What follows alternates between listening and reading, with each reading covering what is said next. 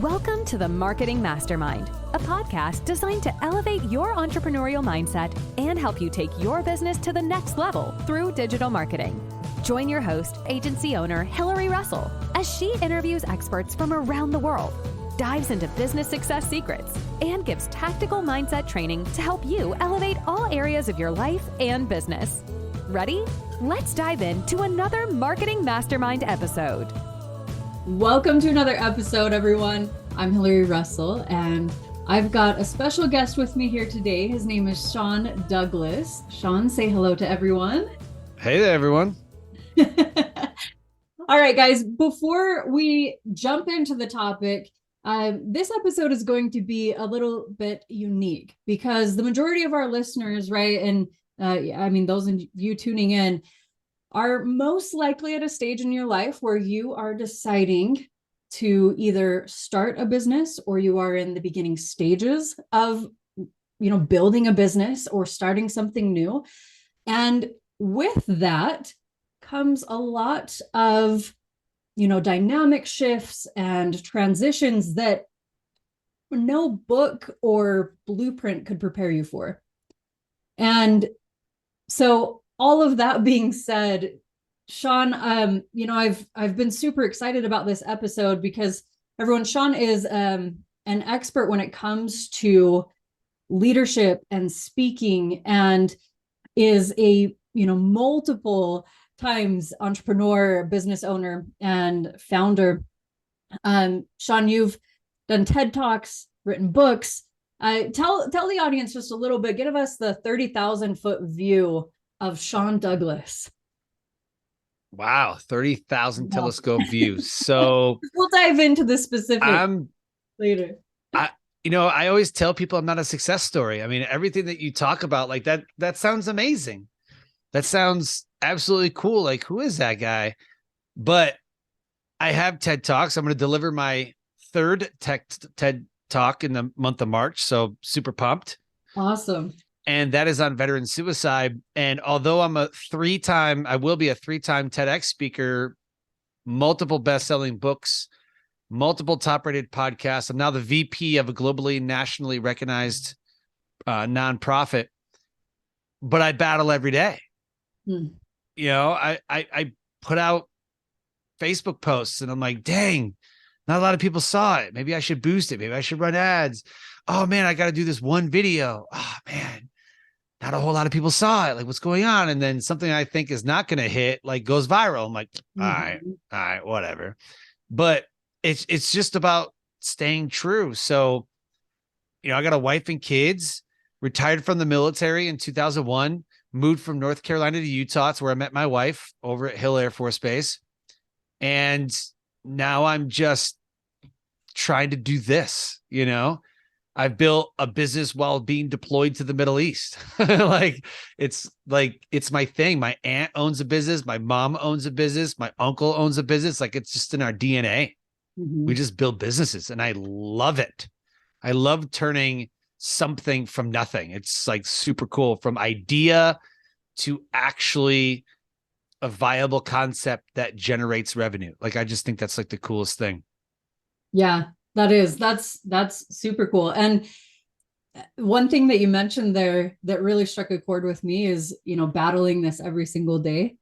Let's stop on that for a moment and maybe start there, because really what you're talking about is imposter syndrome, right? That we all deal with. So let's talk about that because, Sean, you are very successful. All of those things, I think that at each level, because I know for even myself, I've experienced this, the first level of success, you're like, wow, okay, that was pretty cool, but not really what I expected, and then you get to the next level and you're like, oh, okay, I still could do more. And, as you level up, you continue that same really, bar for yourself, right? That I could be doing more. So let's start there. How do you deal with imposter syndrome? I don't deal with imposter syndrome at all.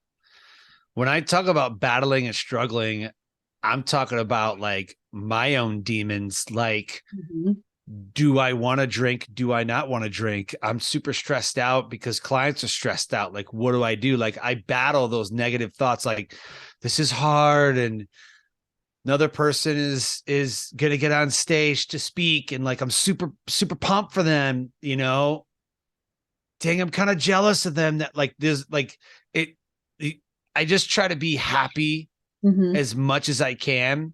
And I've learned to celebrate other people's successes as people celebrate mine. And to say that like I had a small part in someone getting their talk to TEDx, which is something I work with. We created a podcast that is now in the top 5% of all podcasts. Like, wow, that's super cool.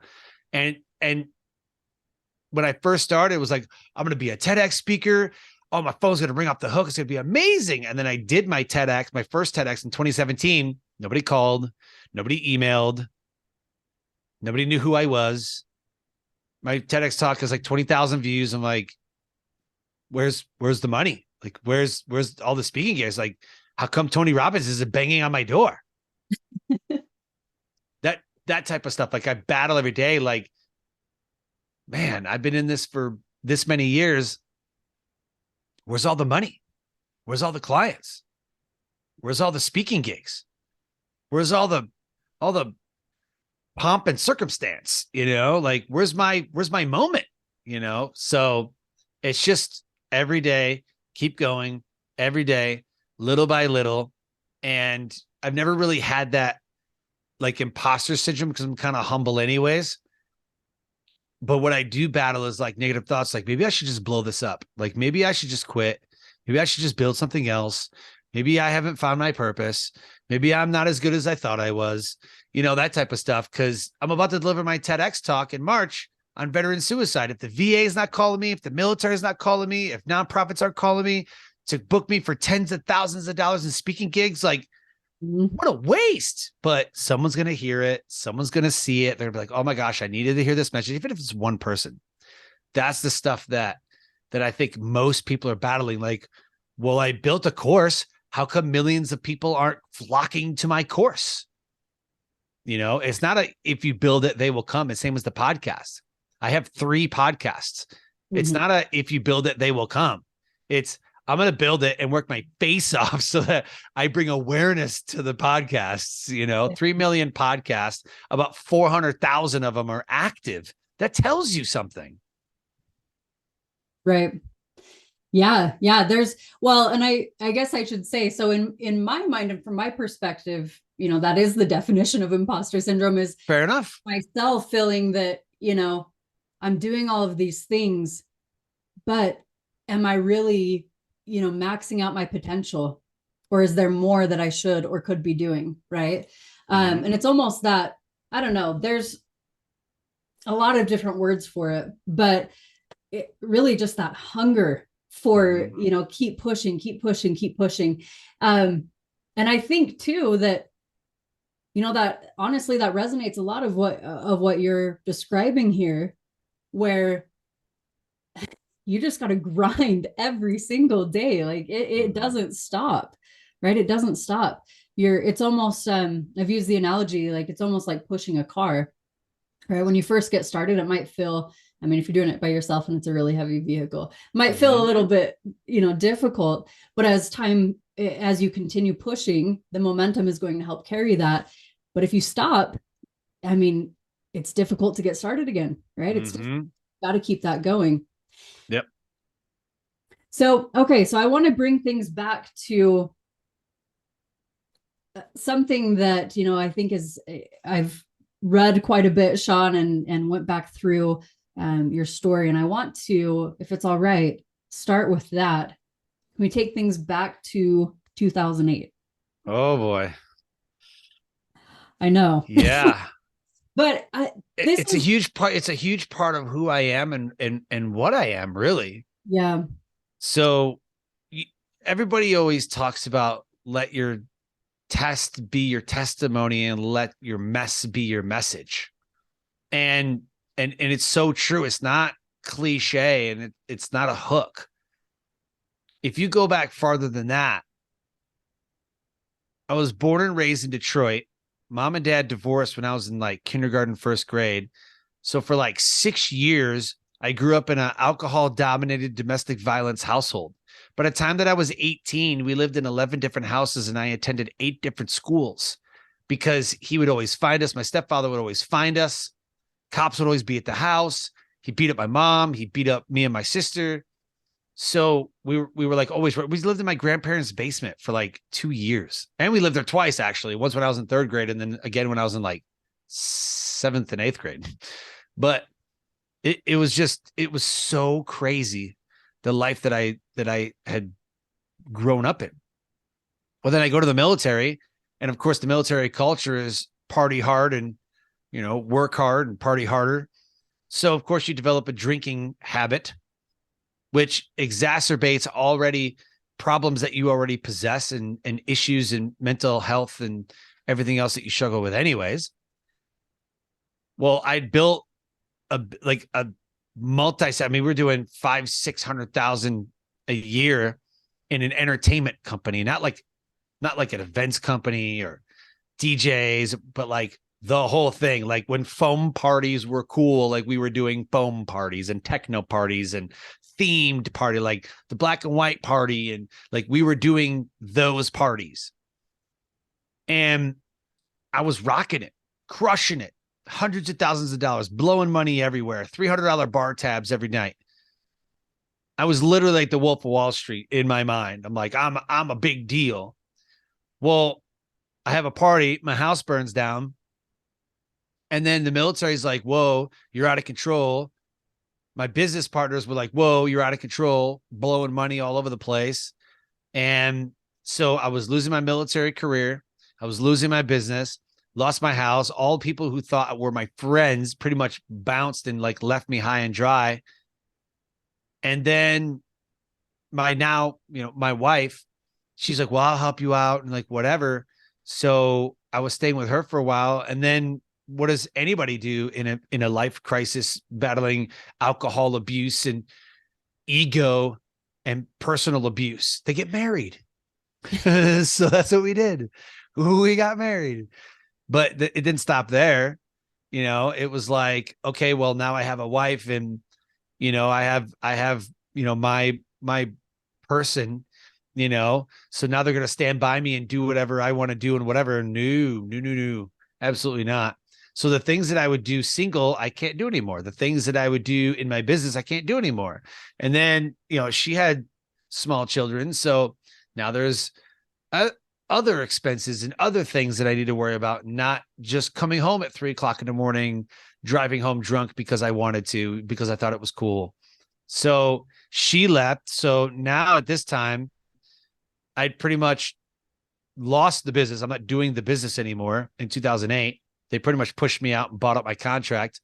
The military was on its way to exit me because I still didn't stop drinking. And then I showed up to work drunk. So I'm sitting in an empty house with, maybe I'm losing my military career, no business, losing money, no wife, kid, nothing. So I was like, this is it. That's how I end my life. And so, yeah, I put a gun in my mouth and I'm like, I'm done. But I didn't check into work for like 3 days. So people came over to the house to look for me and came into the house and found me with a bottle of Jack Daniels in one hand and a 9mm in the other. And they saved me. They stopped me, got me therapy, committed me, I guess you could say. But it was the help that I needed. Like, it was like God wasn't done with me, or however, if you're religious or spiritual, the universe like wasn't done with me, So I say, let the test be your testimony and the mess be your message. If I didn't go through all of that stuff as a kid, then I probably wouldn't have the problems that I had. And then I wouldn't have a powerful story to tell. I got the help I needed, became a drill instructor, learned how to tell my story, and I flourished. So I got the help I needed, and they said, you need to turn your life around. And there was a captain that said, I'm not going to give up on him. The easiest thing to do would be to push him out of the military, get him out, and just, but I definitely would have been killed for sure. So then they took a moment and said, okay, let's take the rank away. Let's humanize with them and use some emotional intelligence and get this guy some freaking help. He needs help. Obviously, clearly needs help. And they did. They got me help. So then I became a drill instructor. They said, man, you need to go, you just need to go back to basic training. You need to go back to basics. And that's what everybody does, right? Sports, everybody's like, get to the fundamentals, get back to basic. So then I do that for 4 years, learn how to tell my story. I then become a resilience and suicide awareness trainer. And now I have a platform to tell my story on. I launched my first radio show, a live online radio show in 2017. Now I have a platform. Then I start speaking professionally in 2016, wrote my first book, TEDx Talk in 2017, sold that radio show in 2021 for 5 figures, started 2 more shows, another TEDx Talk, speaking all over the country, got clients that I get booked to speak on stages and podcasts, creating podcasts for people, creating books for people. And now I'm going to deliver the 3rd TEDx Talk on veteran suicide. And I'm a VP of a nonprofit called One Life Fully Lived, where we go into these communities and teach people how to live and play full out. And I'm 39. So in 39 years, this is what I've been able to accomplish. But if you look back, I had to have a story. I had to learn how to tell my story. I had to have a platform to tell my story on, and then everything can take off. So there is no overnight success. It's been 2008. So it's 10 years plus 23. So 15 years. 15 years. And that's literally how long I've been married too. Wow. What a crazy story too. I mean, I have to ask because, so you said, at the very beginning, you said it's entrepreneurship is in your DNA, right? You always knew, that's just what your family does. We build businesses, build something from nothing, right? And it's such a cool feeling. But there is a drastic difference in your story that is very clear to see the difference between, before that moment and the business and the type of decisions and that type of thing, right? Versus afterwards. And I know you said, right, learning how to tell your story, learning how to do those types of things and have a platform made a huge difference. But deeper than that, what do you, well, I'll just say this, I guess, directly. Do you feel that having a clear understanding of the mission and the difference that you wanted to make was what allowed you to have the type of success that you have now? Or do you feel that it's something completely different? The business that I built before was based on everything wrong you see on social media. Look at my cars, look at my house, that was the driving factor. And you become ruthless. You build the tallest building or tear down everybody else's. And I was just tearing down everybody else's. I was always talking about like how better I am than everybody else. And we're so, everything that we were doing was super cutting edge, right? Like YouTube was coming out, social medias were coming out. I mean, we were using the tools, but even more so, we're like, don't go with that guy, go with us, that's just what we were doing. And I see it all the time on social media. There wasn't a mission to build an amazing business. It was, let's get as much money as we can, as fast as we can. And that was like the deciding factor. Like that was what we cared about. Right. After everything, it became clear, even to the people that I was in business with, the other group of people, that maybe we went about it the wrong way, and maybe we'd get a lot farther than just flexing and flossing and throwing $500 bar tabs, $300 bar tabs on a Friday and Saturday night just because we can. So we were attracting people to us that didn't have our best interest at heart, was pretty much what happens. It's like you're a rock band, you make it, and all of a sudden you become something you're not. Like we see it all the time, right? The rock bands fall apart, like They need to go back to basic and go back to why they do what they do. And yeah, absolutely. When you have a clear cut mission and you know who you're speaking to and you know who you want to help, it's amazing. I want to ask something that could potentially be a little bit controversial, because I think Love in the it. entrepreneurial world, there's a lot of, I mean, you know, we hear a lot of the same things that gurus tell us, but so this is something that I mean, you know, coaching entrepreneurs and building my own business and different things. I've found that you go through different stages of being aligned with your mission and your values and your why, and, you know, these different things.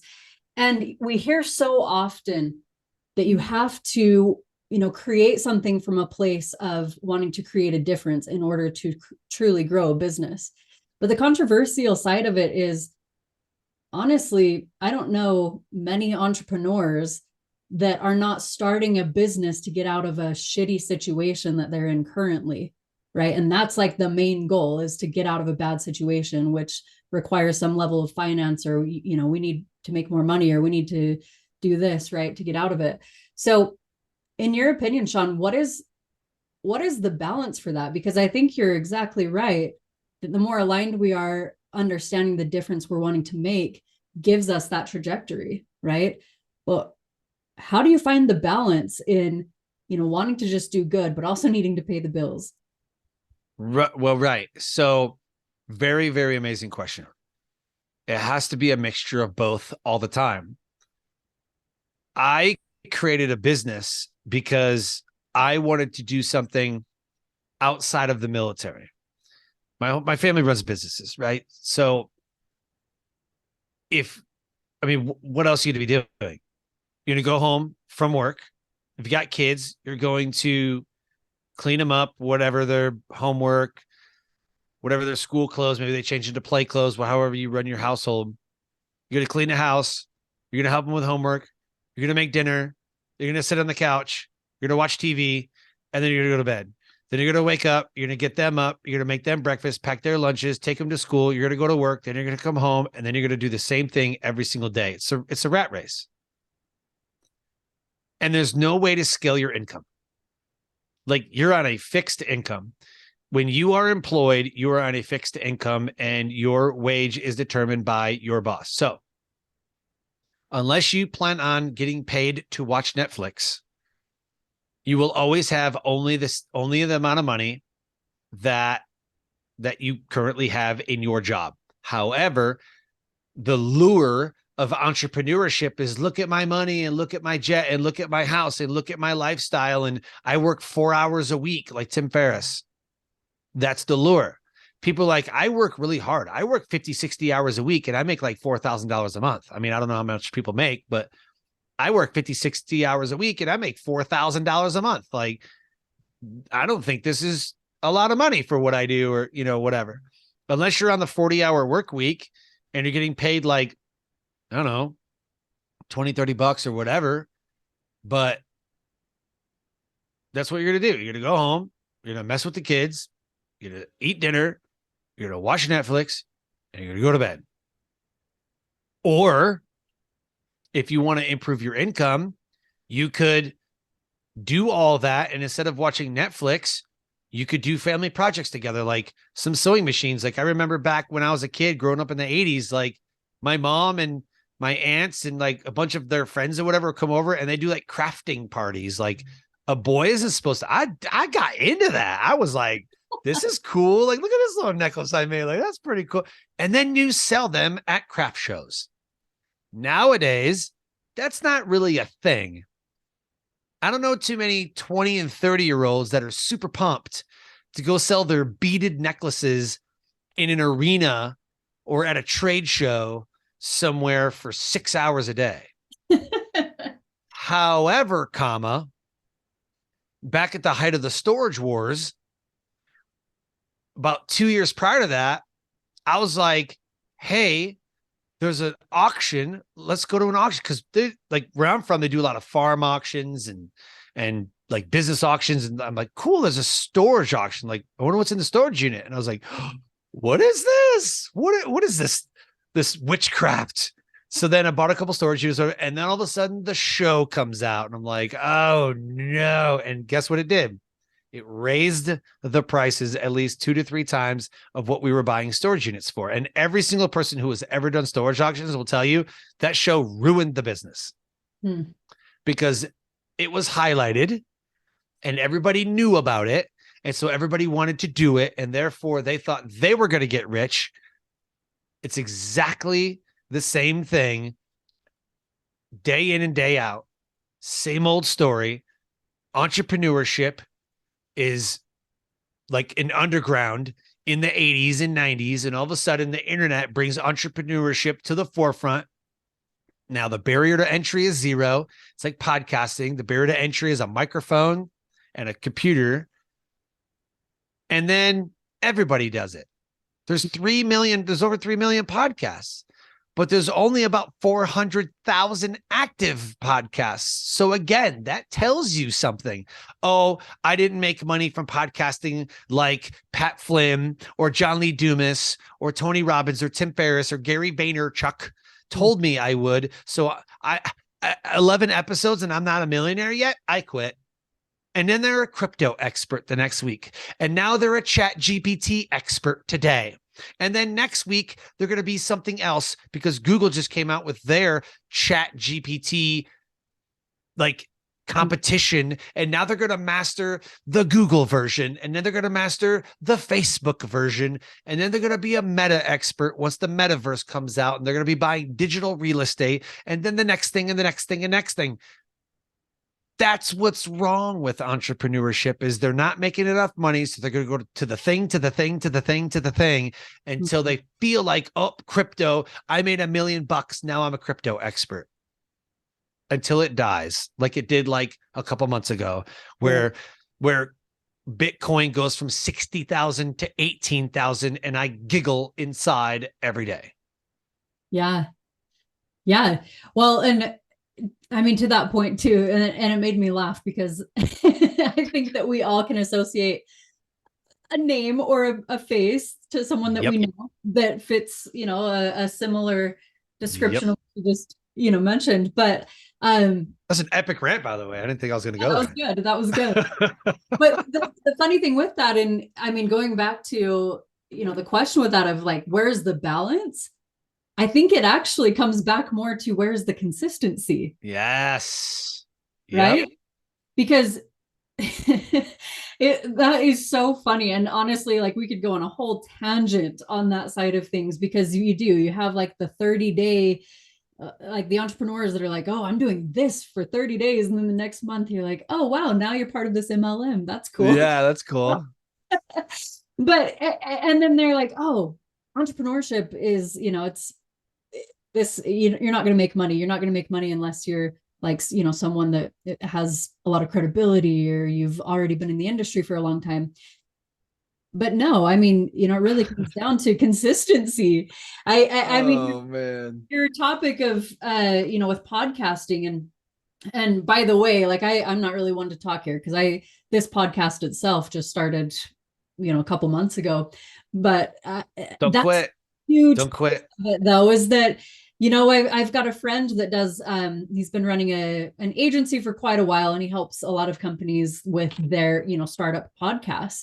And he's like, that's the number one thing of, the number one cause of an unsuccessful podcaster building an audience there is just because you freaking quit.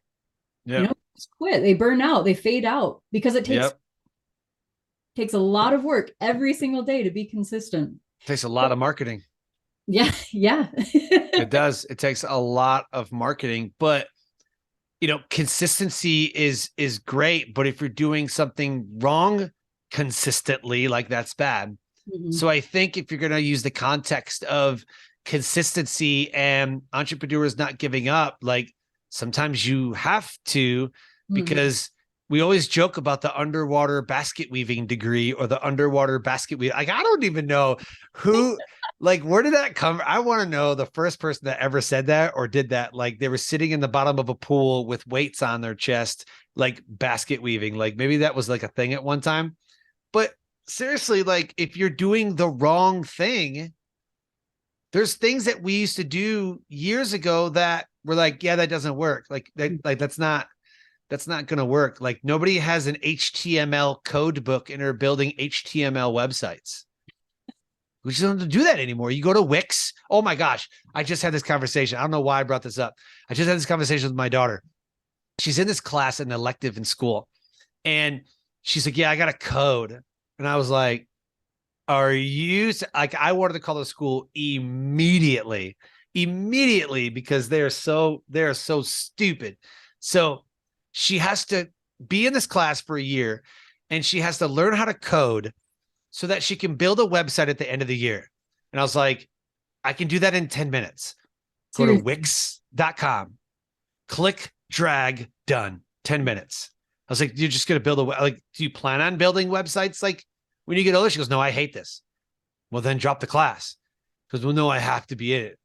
Like, tell the teacher that your dad is a multi-six-figure business owner of multiple six-figure businesses and tell him that he built his website in 10 minutes and I watched him on Wix.com. And everybody right now, all the people, all in your audience, there's half of them going, oh my God, like WordPress is so much better. Like, oh my God. And then the other half is going, yeah, Wix is okay. I mean, but this other place is good too. And Bluehost, you should really, like, they're over analyzing everything I'm saying. The point is, it doesn't matter how your website is built. If your website is built like crap, nothing's going to happen. It doesn't matter if you use a WordPress site, doesn't matter if you use a Wix site. Do you remember in 2006 how we used to steal other people's like MySpace coding and then try to like make it our own? And like, you know what I'm talking about? Like everybody right now who is like in their 30s remembers like, oh my gosh, I got to Google this code. Or like, hey, what's the code that you used? Oh, I use this one. We coded our own MySpace site. That was the only reason we needed to know coding. Yeah. You're like, what is this? Why is this not working? Like, hold on. And you go to your back end. You're like, oh, I needed the lesser sign and not the greater sign or whatever that little alligator thing is. Yeah. Oh, I forgot an asterisk. Like, oh, I forgot the the hashtag, or I forgot the whatever the symbol was, the forward slash. Or, oh, that's why. Like, I think MySpace was so cool because it gave you like a little landing page. Totally. Think about it. I think if MySpace came back into something else, which could be a website. Yeah. Right. I mean, that's what it was when websites were like taboo and like, what do I need a website for? I got my MySpace. Like, that was a landing page. That was the original ClickFunnels. If you think about it, it was the original ClickFunnels. Somebody got in your landing page. They heard music and then they were like, oh my gosh, I like that song. And then they could click around and see what you're up to and see all your friends. Cause Tom was always like your best friend. Be like top 5 friends or whatever, right? Yeah, like your top 5 friends. Right. And then you know what's funny about that? You get to pick your top 5. Like, It wasn't like the algorithm chose them for you. Like, you picked your top 5. And then it would piss people off because they were like, how come I'm not a new top 5 list? MySpace was amazing. I loved everything about MySpace. And I never used Facebook until like 2010 or 11. Something like that. My first website was built on Vistaprint. No way. I'm not kidding. We had a business called Vintage Dreams. Vintage Dreams, one timeless treasure at a time.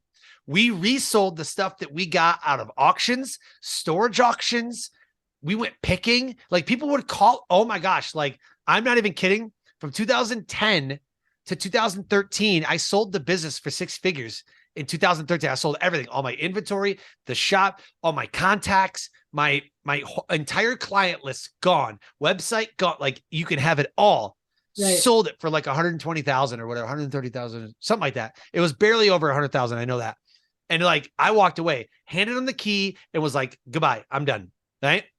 No kidding. Last year, someone called me, hi, is this Vintage Dreams? Like 10 years after I sold the business, people are like, hi. And you want to know what's funny? I always ask them, but okay, I understand what you're saying. You got some NASCAR stuff. You got some collectibles. Hold on. How did you find me? They're like, oh, I saw your Yellow Page ad. Kidding. I was like, Yellow Page? They're like, yeah, I Googled and like Yellow Page has an ad for you. I was like, really? And I Googled it. My Yellow Page ad is still there. It is still there. I was like, there's no way. Like, I was doing Yellow Page ads. I was doing Craigslist. I was doing like Google ads. I was killing it in the game. No social media whatsoever. I was on a Vistaprint website doing Facebook or doing Google ads, and I was doing Craigslist, and I was doing Yellow Page ads. Done. And people still call me.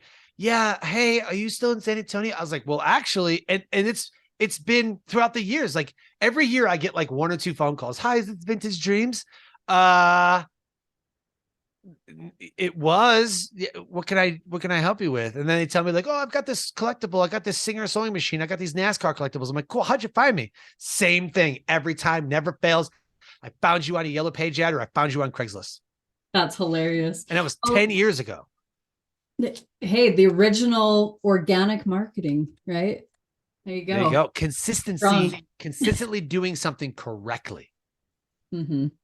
Well, okay, so that leads me to the next question then. Especially for those who are, new to running a business, starting a business, building something.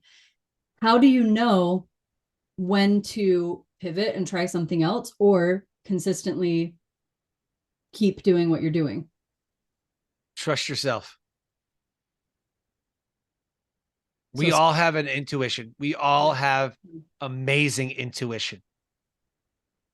You know when it's not going well. The numbers will never lie, but neither will your body. Mind, body, soul, spirit, whatever you want to call it. Mm-hmm. You know. Now, I'm not talking like, oh, I'm at 11 episodes. Oh, I'm not getting any traction. Like, come on. Like, give me a break. If you've been doing this for 3 years and you're still struggling at whatever it is that you're trying to accomplish, move on. Just do something else. But maybe it doesn't feel like you're struggling. Maybe in 2016, when I wrote my first book and it went to bestseller on Amazon, which kind of doesn't mean anything, but it was kind of cool. But then I got a TEDx talk. I should have been like, I made it. I'm done. I made it. Got my TEDx talk. I made it. I'm awesome. Time to do something else.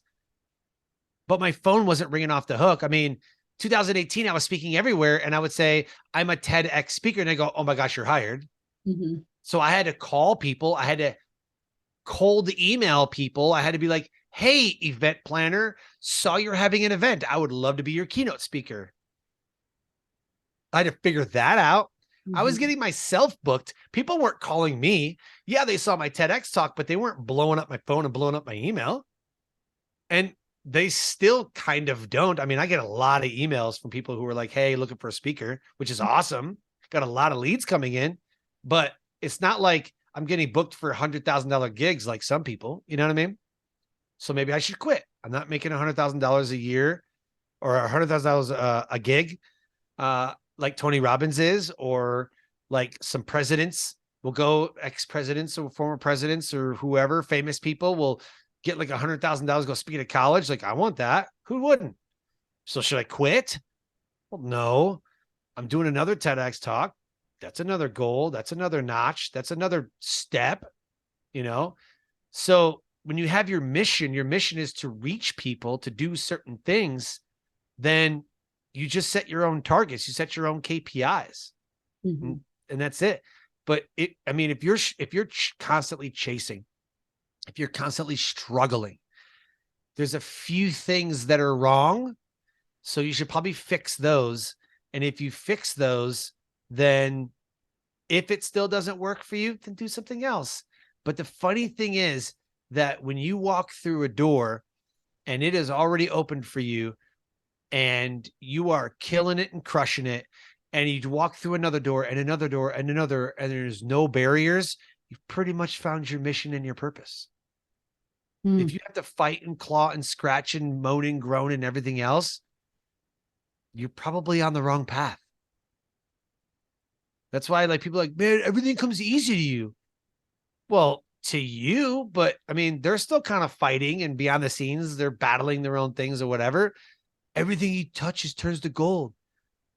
He's on his path. Yeah. She's found her way. Everything is easy because that's what she's meant to do. That is what he is meant to do. Someone who's struggling and dying inside, you're not meant to do that.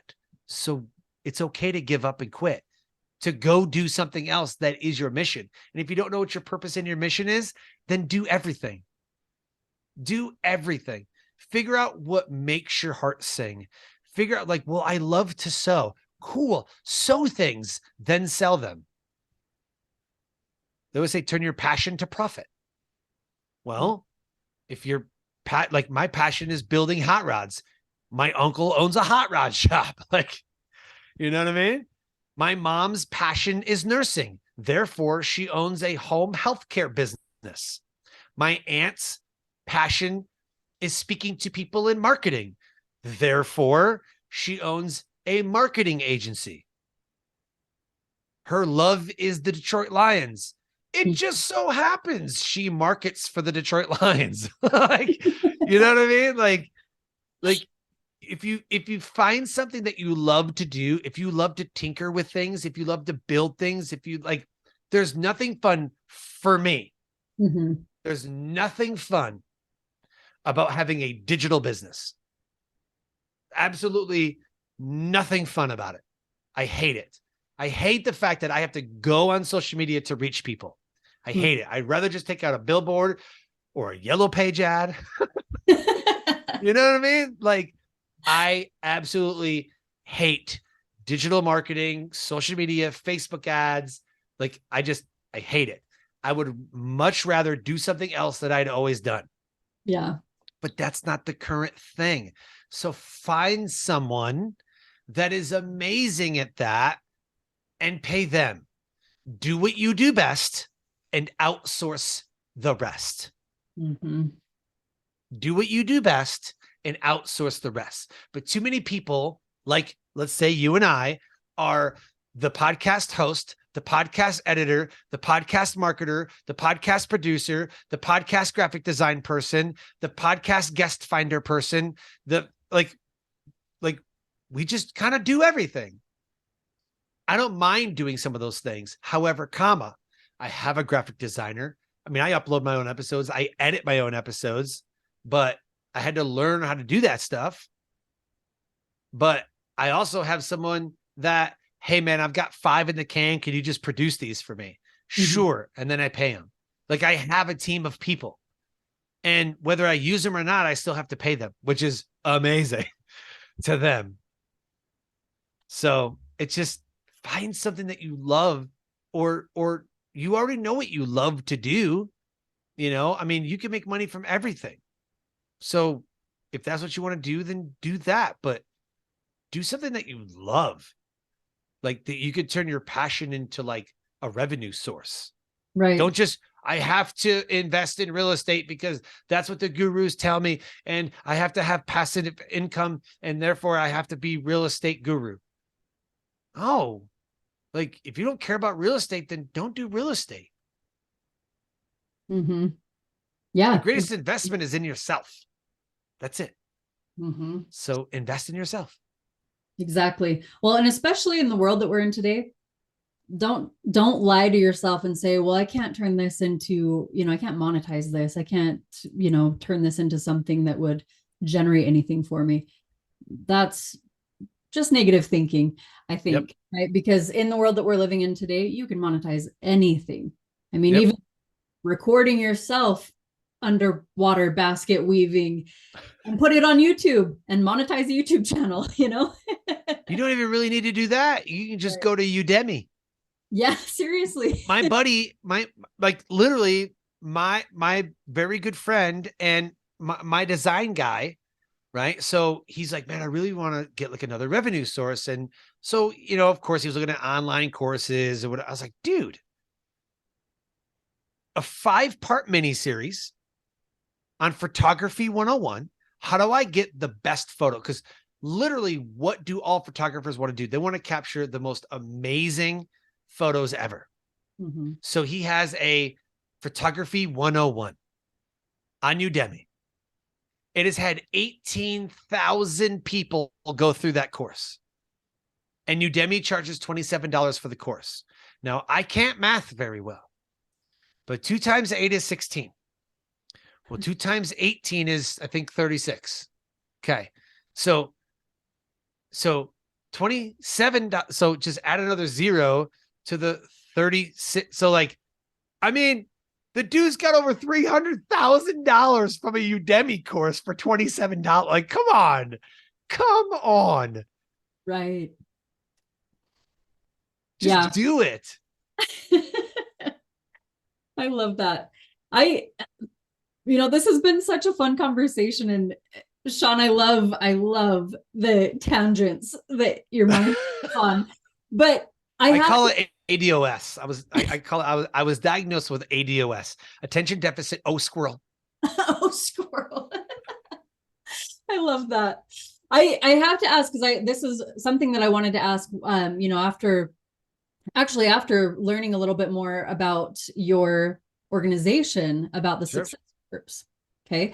I'm curious, what is your definition of resilience? Being a master resilience implementer. Oh, I love this question. So the definition of resilience from us, from the other resilience trainers and those that I teach, is not you're going to bounce back. Like, I never want to go backwards. So bouncing back, like, we need to kill that term. I hate it so much. The definition of resilience is one's ability to withstand, recover, then grow through life's stress and changing demands. That's it. Withstand, recover, and grow. That's amazing. Man, I hope you listeners are just letting that sink in for a moment, right? Because, man, to me, that's entrepreneurship encapsulated. Oh, yeah. Oh, yeah. It's just moving forward, keep moving forward, no matter what. Yeah, man, I love that. Can you tell us, wrapping up here, Sean, and we've covered some really incredible things that I know are of huge value to those listening, and to myself. But Sure. Tell us a little bit, wrapping up here, tell us a little bit about the Success Corps. And I mean, what that began from, and the whole mission behind it, and why that ties to resilience. Yeah, for sure. So being that in the military, I wanted to create something for veterans and something for, civilians as well. So I basically took the core values and took what we do in the military and molded it into the Success Corps. And we are basically group coaching, masterminding. I get people booked to speak. Our team creates positioning for them. So there's a great book by Trout and somebody else. I can't remember what their name is, but it's called Positioning. Well, a little bit different than what they do. Positioning is how the marketplace receives and perceives the value that you deliver. So all we do is position speakers, authors, coaches, business people, entrepreneurs, podcasters, influencers, anybody. We take them and we position them in the marketplace correctly. Like we were talking about earlier. How do I know I'm doing the right thing? Or is this wrong? Or am I struggling? Like all the stuff that we were talking about, we're positioned in the marketplace correctly, and that will allow your business to thrive. And so we use what we call category design to design the category that we're going to play in. And so category design is basically you become the category king or queen. So if I asked you, this will be fun. So let me ask you 3 questions. Okay. Who is the number 1 car manufacturer in the world? Oh gosh. I would guess Ford. I don't know. Okay. Who is the number 1 soda company in the world? Soft drink, soda. Coca-Cola. Okay. Who is the number 1 let's see, something that everybody would know, like who is the number one brand, like clothing brand in the world? Uh, oh man, I don't know. My first thought is like maybe like American Eagle. Okay. Maybe. So number one car manufacturer is BMW. Okay. Number one soft drink is Coke. Number one clothing brand is Nike. Oh, Nike. Okay, yeah. I should have known that. But Yeah. but I love that you were putting some thought into it. It was like, geez, I don't know. Like, who's the car man? Like, Yeah, I don't know. I mean, I don't know. Right? If you are not top of mind, you have already failed. Hmm. Right? As soon as I was like, well, who's number soft drink? You're like, Coke. So you must be a Coke drinker. Yeah. And you probably drive a Ford or a Chevy. A Volkswagen, but Oh, Volkswagen. Okay, fair enough. I had a Volkswagen. truck. I had a Ford. Yeah. So yeah. And you're probably not a real big shopper. Yeah, I'm not at all. Right. But if I asked you, like, who's the number one podcaster, who's the number one social media influencer, because it's in our space, right? We know our space. Yeah. Category design is about building someone into, or the business into, the category king or queen that dominates their category. Uber is the category king. Lyft will never beat them. Coke, it is the number one category king. Pepsi will never beat them. Pepsi's the dumbest marketers on the planet. By far. Just saying. BMW, you would never know, but BMW is the number one car manufacturer in the world. Now it flip-flops between like 1 and 2 or whatever, you know, but like as far as the KPIs, like they are the category king or queen. They are of car manufacturers, BMW. Right? If you look at everything, if you say, oh, it's this, the best movie, the best this, the best, what is top of mind. And so if you are not the person that they think of first, second, or third, at least, you're finished. You're done.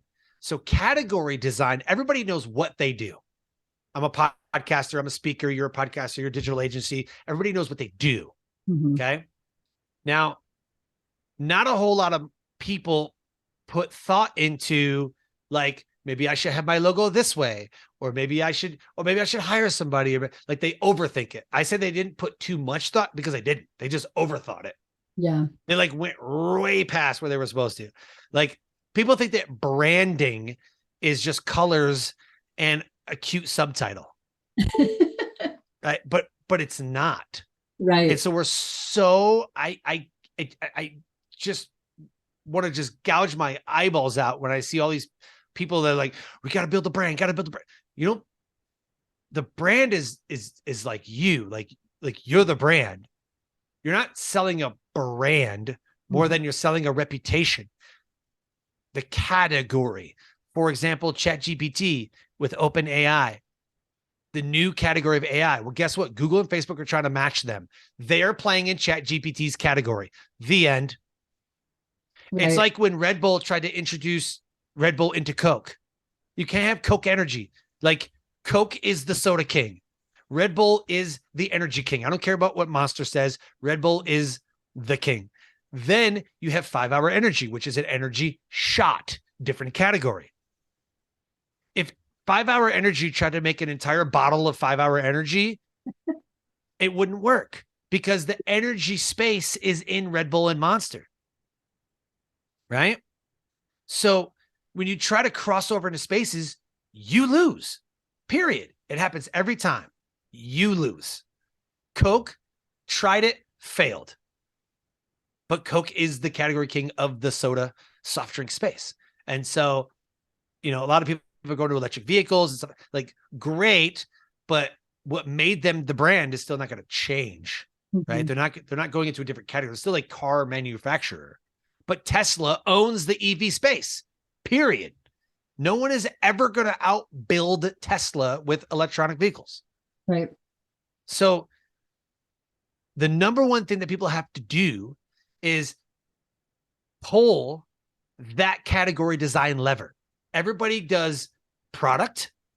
Most people can figure out a business model, the branding. Nobody does category. Nobody says, I'm in this category. In 2017, when I built my show, I said, I'm not a podcast. They're like, oh, I'm a live online radio show repurposed into a podcast. And that is what allowed me to grow significantly. So when people say, oh, I'm a digital marketing agency, I'm like, that's cool. I'm a positioning agency, a marketplace positioning agency. So instead of saying I'm a marketing agency, it's kind of like I'm a motivational speaker. Cool. There's a million of you. Tony Robbins doesn't even call himself a motivational speaker anymore. Tony Robbins is a master life strategist. That's why I frame myself as a master resilience implementer and a business positioning strategist. So if I'm a podcaster, and even then I have podcasts, not like legit had a live online radio show, but now I do podcasts. I still didn't even call them podcasts. Some people will call them an odd cast, like my buddy Christopher Lockhead calls his an odd cast, right? I call it a show, you know? So it's just, you know, people are like, you got to stand out. Your branding has got to stand out above the noise. Then build a category. Right. Build your own category. Create your own category, then play in your own category. I'm not going to go play in somebody else's sandbox. I'm going to build a sandbox, then charge someone to play in mine. That is what has been the catalyst of everything that I've done. People are like, you're so successful. Build a category and you will be too. Just build a category. I love that. There you go. What a perfect thought. And I mean, thank you for sharing that, Sean. I feel like, guys listening to this, go back and listen to that part again and again until it clicks. Because I mean, what you're explaining, Sean, I've sat in masterminds that I've paid, 4 or 5 figures to be in, where it's this concept, right? It's this concept. And here you are, just, delivering value. So I'd love to, I know we got to wrap up, but I'd love to end it with this, right? If you could ask 3 questions every single day, okay? And this is going to be amazing. 3 questions. Ask these 3 questions every single day. Number 1, what am I willing to do more of than anybody else? Number 2, how will I be different? What am I willing to do to be different than everybody else? Because different sells. And number 3, and the most important, how will I connect?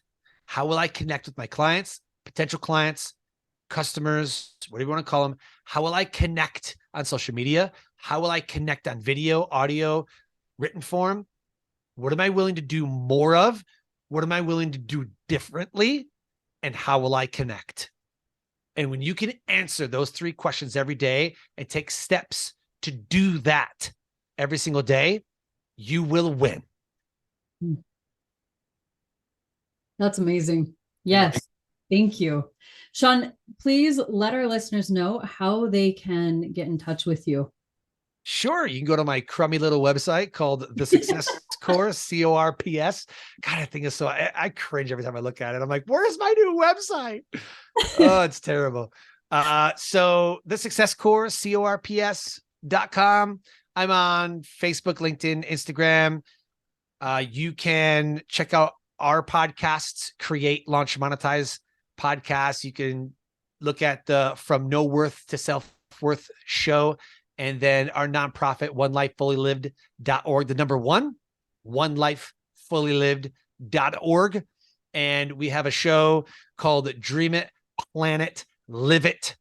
And that is what we do at One Life Fully Lived. So I'd love to invite you, Hillary, to any one of those 3 shows to, get your message out and market your podcast and talk about what you're doing. I love interviewing podcasters because it's one of the most amazing conversations I have, because we kind of have to. Right. Yeah. Like, okay, we got to fill an hour at least. So yeah, at least let's talk about some good stuff. Right. I'd be like, well, it's been 20 minutes, so time to go, But that's awesome. So any one of those. Look me up on social media. So my SEO has been screwed because Michael Keaton's son's name is Sean Douglas. And so I've had to compete against him. But yeah. Very nice. Well, Sean, seriously, thank you so much. This was You're welcome. such a fun conversation. And I mean, I won't lie. I do say that to probably every guest that comes on, but this was exceptionally fun. Thank you. Thank you. All right. Thank you. Thank you for joining us for another episode of the Marketing Mastermind podcast. If you enjoyed this episode, please like, follow, rate our show, and share with your friends on social media. You can also join our community by visiting us online at marketingmastermindpodcast.com. Thanks for joining us, and we'll catch you on the next episode.